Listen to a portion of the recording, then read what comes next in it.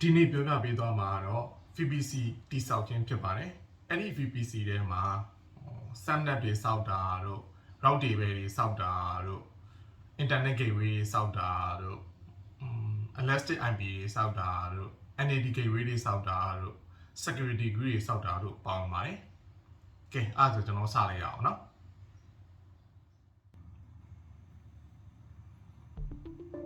ပထမဆုံး Chrome browser ကိုဖွင့်ပါမယ်။ Okay Chrome browser မှာကျွန်တော် AWS ကိုဝင်လာမို့လို့ aws.amazon.com ကိုရိုက်ပါမယ်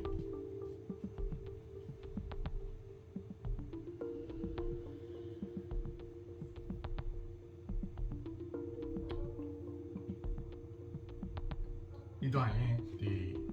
AWS ရဲ့ console ကိုဝင်လာမို့လို့ sign in to the console ကိုနှိပ်ပါမယ်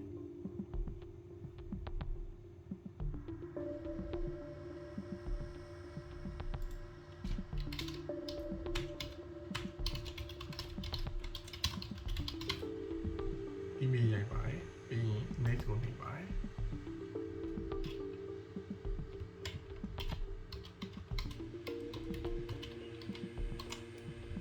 in password ရိုက်ပါတယ်ပြီးရင် sign in ကိုနှိပ်ပါတယ်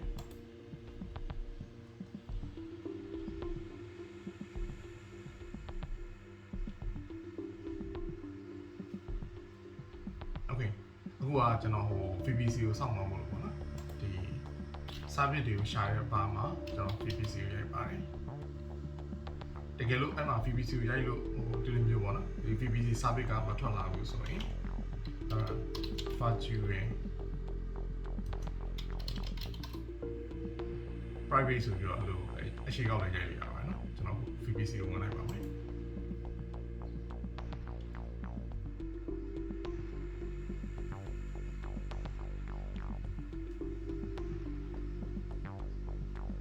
ပထမဆုံးကျွန်တော်ဟို VPC ကိုစောက်ပါမယ် VPC ကိုစောက်ဖို့အတွက်ဒီဘယ်ဘက်တော့မှရှိတဲ့UR VPC လေးကိုနှိပ်ပါတယ် Okay ဒီ AWS ကကျွန်တော်ဒီ VPC တွေကိုလည်း default ပေါ့လေသူက VPC တခုစောက်ထားပေးတာပါကျွန်တော်ကအဲ့ VPC ကိုမသုံးဘူးเนาะကျွန်တော် VPC ကိုအစ်စ်ကိုစောက်မှာမဟုတ်လို့ဒီ create VPC ကိုနှိပ်ပါတယ် Okay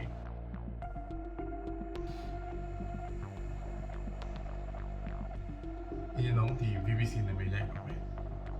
ကျွန်တော် VPC ရဲ့နာမည်ကို internet VPC ဆိုပြီးတော့ကျွန်တော်လေးလိုက်ပါတယ်ပြီးတော့ရင်ကျွန်တော်ဒီ IP version 4ပေါ့နော် IP version 4ကကြတော့192.168.0.0/16 ဆိုပြီးတော့ကျွန်တော်ဆက်နပ်ပေးလိုက်ပါတယ်ဒီလိုက် Okay အခု IP version 4အားလည်းရိုက်ပြီးပါပြီဆိုတော့ကျွန်တော် VPC စောက်ဖို့ create VPC ကိုနှိပ်လိုက်ပါတယ်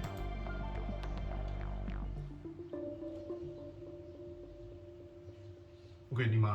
successfully created ပေါ့နော် VPC ကိုစောက်လုပ်ပြီးသွားပြီပြီးရင်ဒီအောက်မှာလည်းကျွန်တော်ခုနထည့်ခဲ့တဲ့ IP version 4ပေါ့နော် IP v4 လည်းဒီမှာရှိနေပြီ Okay အဲ့ဒါဆိုရင် VPC စောက်တာပြီးတော့ဒီမှာသူ့ရဲ့ state ပေါ့လေသူ့ရဲ့ state ကလည်း available ဖြစ်တယ်ဆိုတော့ Okay VPC စောက်တာတော့ပြီးသွားပါပြီ Okay နောက်တစ်ဆင့်ကတော့ဒီ subnet တွေကိုစောက်ဖို့အတွက်ဒီဘက်မှာရှိတဲ့ subnet ကိုနှိပ်ပါမယ် subnet မှာဆိုရင်ကျွန်တော်က private subnet က public subnet ကဆိုပြီးတော့ဟို subnet အမျိုးအစားနှစ်ခုစောက်ပါမယ်အဲ့မှာမှကျွန်တော်က private subnet ကို private subnet 1နဲ့ private subnet 2ဆိုပြီးတော့ private subnet မှာနှစ်ခုစောက်ပါမယ် Okay အရင်ဆုံးကျွန်တော်ဒီ public subnet ကိုစောက်ဖို့အတွက် create subnet ကိုနှိပ်ပါတယ် Okay VPC ID ကတော့ကျွန်တော်ရှေ့မှာစောက်ခဲ့တဲ့ VPC internet VPC ကိုရေးပါတယ် Okay ကျွန်တော်အောက်လေးဆင်းလိုက်နော်ဆင်းလိုက်ရင်အရင်ဆုံး subnet နာမည်ရိုက်ပါမယ် internet VPC တဲ့ကကျွန်တော်ကအခုက public subnet ကိုစောက်ပါပါနော်အားကြောင့်ကျွန်တော် public subnet ဆိုပြီးရိုက်ပါတယ်ပြီးကျွန်တော်ဒီ availability ဆုံးမှာကြတော့ကျွန်တော် US East 1A ကိုပဲကျွန်တော် prefer ဖြစ်ပါတယ်အဲ့ဒါအားကြည့်ရတယ် IP အနေနဲ့ဆိုရင်ဒီမှာ 192.168.10.0/24 ဆိုပြီးတော့ကျွန်တော်ပေးလိုက်ပါတယ်ဒီတော့ရင် create subnet ကလေးကိုနှိပ်ပါတယ် Okay ဒီမှာကျွန်တော် public subnet တခုဆောက်လုပ်ပြီးတော့ပါဒီမှာလည်း state က available ဖြစ်ပါတယ် Okay ကျွန်တော်နောက်တစ်ဆင့်ကတော့ဒီ private subnet တွေကိုဆောက်ပါမယ် private subnet တွေကိုဆောက်ဖို့အတွက် create subnet ကိုနှိပ်ပါတယ်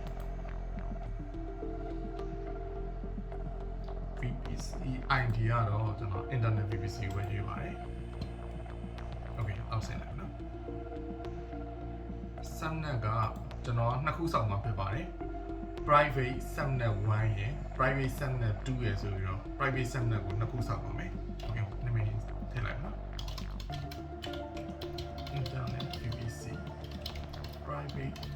subnet 1 prefer ဖြစ်တဲ့ဇုံကတော့ကျွန်တော် US East 1A လေးပဲကျွန်တော်ပြလိုက်ပါတယ်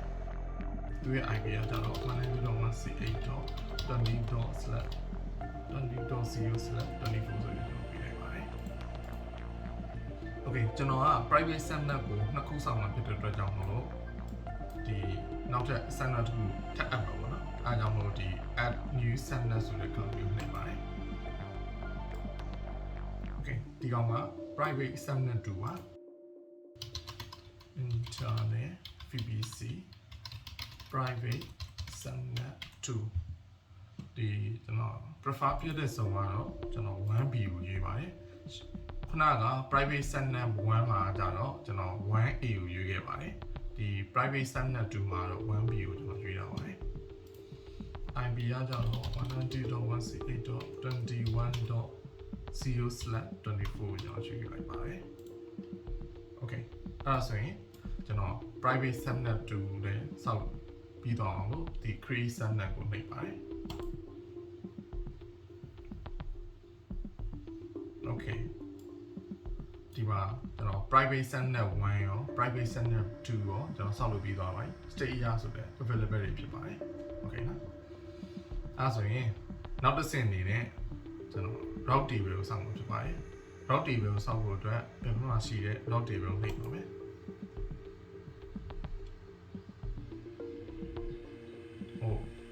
AWS ကလည်းအဲ့လို default ဆောက်ထားပြီးတဲ့ route table တွေလည်းရှိပါတယ်။အဲ့ဒီ route table ကိုလည်းသုံးလို့ရပါတယ်။ကျွန်တော်တော့ route table အသစ်ဆောက်မှာဖြစ်ပါတယ်။ပြီးတော့ကျွန်တော် route table ကိုမျိုးစားနှစ်ခုဆောက်ပါမယ်။ public အတွက် public route table ရယ် private အတွက် private route table ဆိုပြီးမျိုးစားနှစ်ခုဆောက်ပါမယ်။အဲ့ဒီ route table အသစ်တွေကိုဆောက်ဖို့အတွက် create route table ကိုနှိပ်ပါမယ်။ Okay ကျွန်တော်ပထမဆုံးဒီ publicအတွက်ပေါ့နော် route table ကိုဆောက်ပါမယ်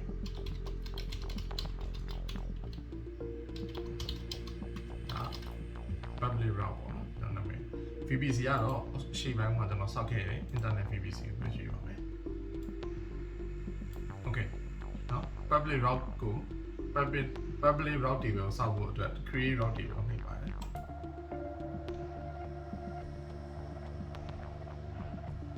Okay successfully တော့ created ဖြစ်သွားပြီ Okay route ကကြတော့ဒီကျွန်တော်ပေးခဲ့တဲ့ VPC မှာပေးခဲ့တဲ့ route ပေါ့နော် Okay နော်ပြီးတော့ဒီ route table ကဒီ public route ဖြစ်တဲ့အတွက်ကြောင့်မို့လို့ကျွန်တော် subnet ပေါ့နော်ဒီ public ရဲ့ subnet ကိုလည်းသွားပြီးတော့ update လုပ်ပေးပါမယ်အားကြောင့်မို့လို့ဒီ subnet association ကိုနှိပ်ပါမယ်ပြီးတော့ရင်ကျွန်တော်ကဟို subnet public subnet တွေကိုပေါင်းထည့်ချင်တာဖြစ်တဲ့အတွက်ကြောင့်မို့ဒီ edit subnet association ဆိုတဲ့ club ကိုနှိပ်ပါတယ်ပြီးတော့ရင်ကျွန်တော်ဒီ internet VPC public subnet ကိုရွှေ့ပါတယ်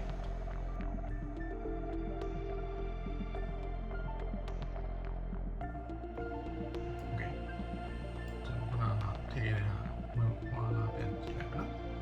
ပြန်ကြည့်ဖို့အတွက်ဆိုရင် subnet association ကိုနှိပ်ပါတယ် Okay ဒီမှာဝင်နေပြီလား public subnet တခုထည့်ပြီးတော့ပါပြီ Okay အဲ့ဒါဆိုရင်တော့ကျွန်တော် public route table ဆောက်တာပြီးတော့ပါပြီနောက်ထပ် route table တခုကို နောက်ထပ်ပေါ့နော်ဒီ private route table တခုကိုစောက်ဖို့အတွက် route table ကိုပြန်နှိပ်ပါတယ်ဒီမှာလည်းပြန်ကြည့်လို့ရတယ်နော်ဒီ public route table စောက်လို့ပြီးတော့ okay ဒီတစ်ခါကကြတော့ကျွန်တော် private route table ကိုစောက်မှာဖြစ်ပါတယ်အဲ့ဒါစောက်ဖို့အတွက်ဒီ create route table ကိုနှိပ်ပါတယ်နာမည်ထားမယ် VPC တွေကကျွန်တော် private route table စောက်မှာဖြစ်တဲ့အတွက်ကြောင့်မလို့ private route ဆိုပြီးတော့ကျွန်တော်ရေးလိုက်ပါတယ်နာမည်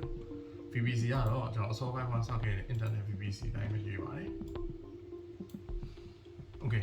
private route table စောက်ဖို့အတွက် create route table ဆိုတဲ့ clause လေးကိုကျွန်တော်နှိပ်လိုက်ပါတယ်ဒီမှာcreated successfully ပေါ့နော်ဒီ private route table ကိုတော့စောက်လို့ပြီးသွားပြီကျွန်တော်အောက်လေးနဲ့ဆင်ပြမယ်နော် route ကတော့ကျွန်တော် VPC မှာပေးထားတဲ့ဒီ IP နဲ့ပဲ route ထွက်မှာပေါ့နော်ဒါပေမဲ့ကျွန်တော်ဒီ route table ကprivate route table ဖြစ်တဲ့အတွက်ကြောင့်မလို့ကျွန်တော် private subnet တွေကိုလည်း update လုပ်ပါမယ်အဲ့ဒါလုပ်ဖို့အတွက်ဒီ subnet association ကိုနှိပ်ပါတယ်ပြီးသွားရင် update subnet association ကိုနှိပ်ပါတယ်အခု route table က private route table ဖြစ်တဲ့အတွက်ကြောင့်မလို့ကျွန်တော် private subnet တွေကိုပေါင်းထည့်ပါမယ်အားကြောင့်မလို့ private subnet 1 ရယ် private subnet 2 ကိုရွေးပါတယ်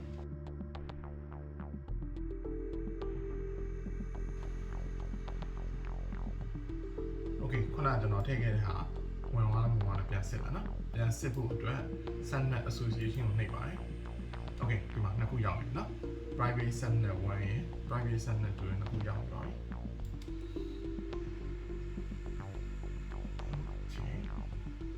အဲ့ဆိုရင်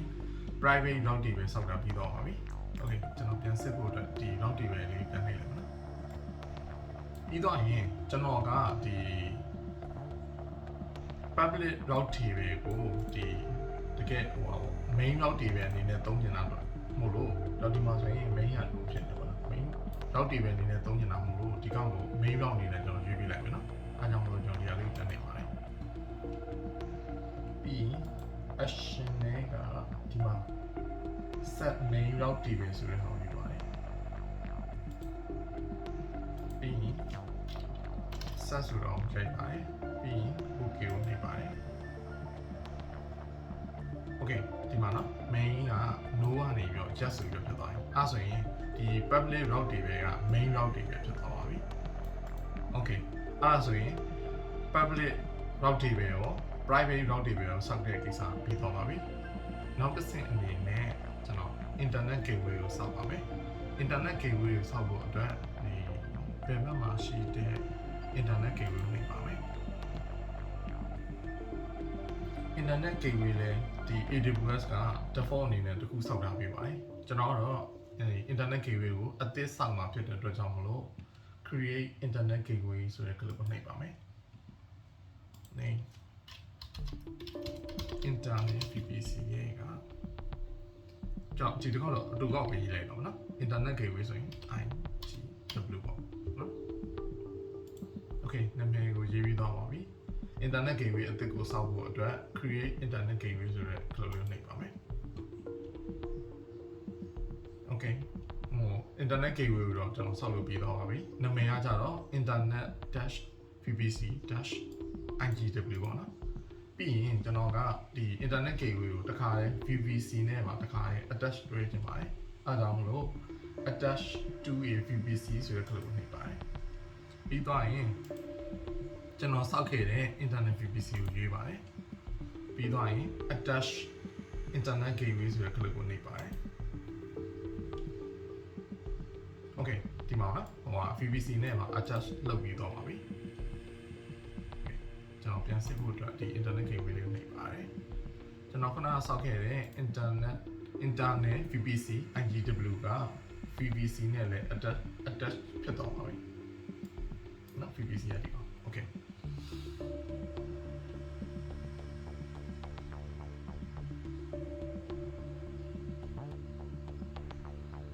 အခုဆိုရင်internet gateway ဆောက်တာကိစ္စပြီးတော့ပါပြီနောက်တစ်ဆင့်အနေနဲ့ကျွန်တော် elastic IP ဆောက်ပါမယ် elastic IP ကိုဆောက်ဖို့အတွက်ဘယ်ဘက်မှာရှိတဲ့ elastic IP လေးကိုနှိပ်ပါမယ်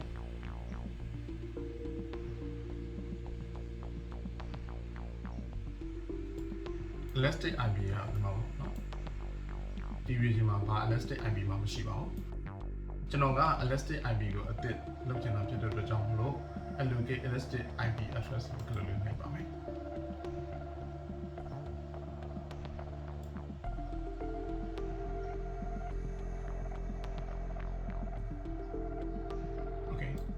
ပြီးတော့ရင် allocate ဆိုတဲ့ code ကိုနှိပ်ပါမယ်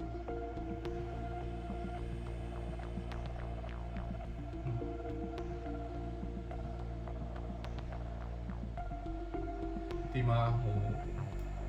public ပေါ့နော် public မှာပါ copy သုံးလို့ရတယ် elastic IP တခုရလာပါတယ်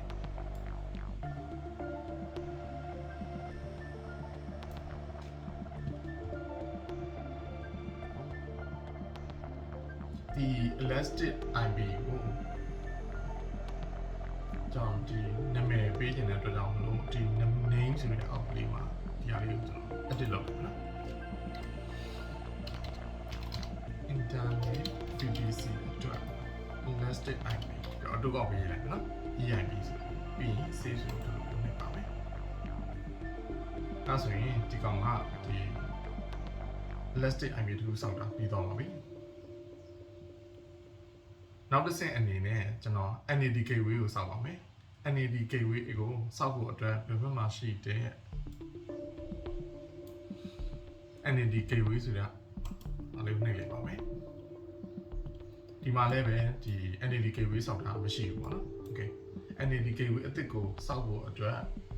create NAD gateway ဆိုတဲ့လေးကိုနှိပ်ပါမယ် Okay နာမည်ထည့်လိုက်နော်internet VPC NAD gateway okay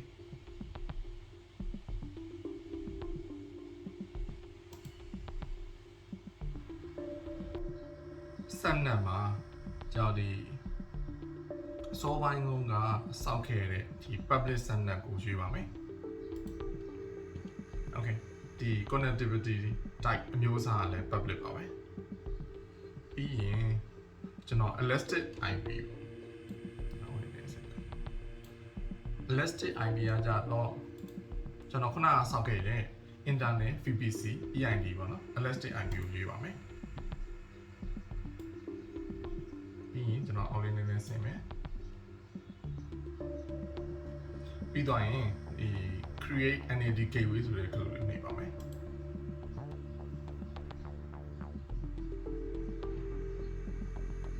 Okay ဒီ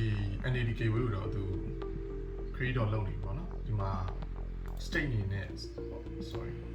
state အနေနဲ့ဆိုရင်တော့ pending ဖြစ်နေသေးတယ်ပေါ့နော်ဒီမှာအဲ့ရလေးကိုတစ်ချက်ဆက်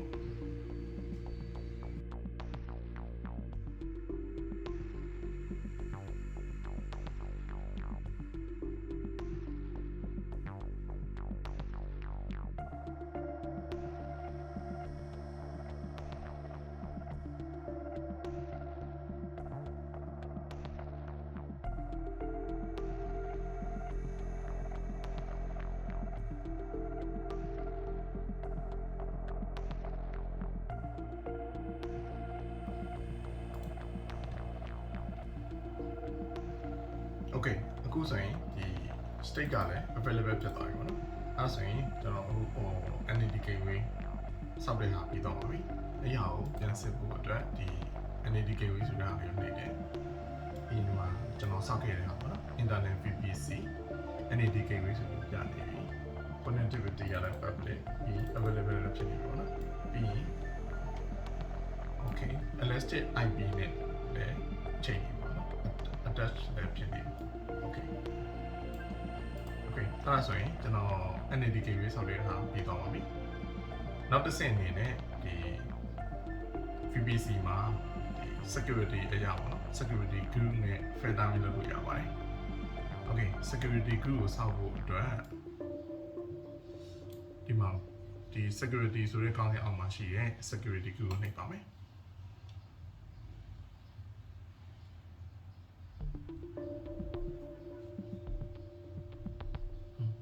security လူကကြတော့ဒီ AWS ကနေပြီးတော့ default စောက်ထားပေးတဲ့ဟာလည်းရှိပါတယ်ကျွန်တော်တော့ဒီ security ကျွန်တော်ကိုယ့်ဘက်ကိုစောက်ထားတဲ့ VPC အတွက်ပေါ့နော်ကိုယ့်ရဲ့ကိုယ်ပိုင် security group ကိုစောင့်ချင်တာဖြစ်တဲ့အတွက်ကြောင့်မလို့ဒီ create security group ကိုနှိပ်ပါတယ် okay ကျွန်တော်ဒီ internet privacy အတွက်ပေါ့နော် security group ဒီ security group ကကျွန်တော်ရဲ့ internet privacy အတွက်ကျွန်တော်ရှိရဆောက်တာပါ okay filtering လုပ်ချင်တယ်ဆိုရင်ဒီ inbound rule တို့ outbound rule တို့မှာ traffic တွေကို filtering လုပ်လို့ရပါတယ်သူကဟို protocol နဲ့လည်းလုပ်လို့ရတယ် port တွေနဲ့လည်းလုပ်လို့ရတယ်ဟိုကို specific IP ပေါ့နော်ဒီ IP ကိုပဲခွင့်ပြုမယ်ဒီ IP ကတော့ခွင့်မပြုဘူးဆိုပြီးတော့ specific IP နဲ့လည်းလုပ်လို့ရတယ်ပေါ့လေ okay ကျွန်တော်ကတော့ဟို inbound rule မှာလည်းဘာမှမရှိသေးဘူးဖြစ်တဲ့အတွက်ကြောင့်မလို့ဒီ inbound rule ကို rule အသစ်ပေါ့နော် rule အသစ်ကိုစောင့်ပါမယ် rule အသစ်ကိုစောင့်ဖို့အတွက်ဒီ add rule ဆိုတဲ့ tool ကိုနှိပ်ပါမယ်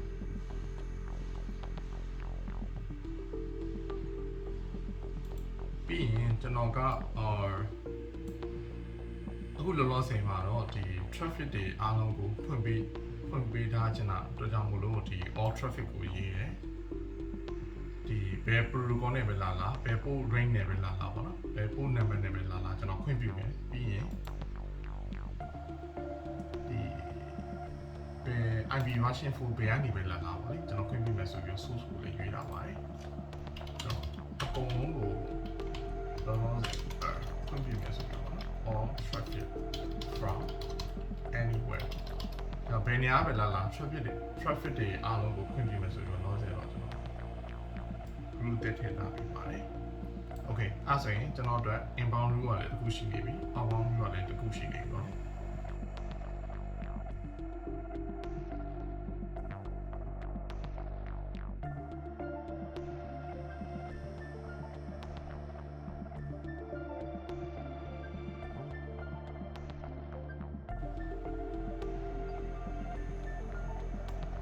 အခုဆိုရင်ကျွန်တော် security group အသစ်ဆောက်တဲ့ပြီးသွားပါပြီ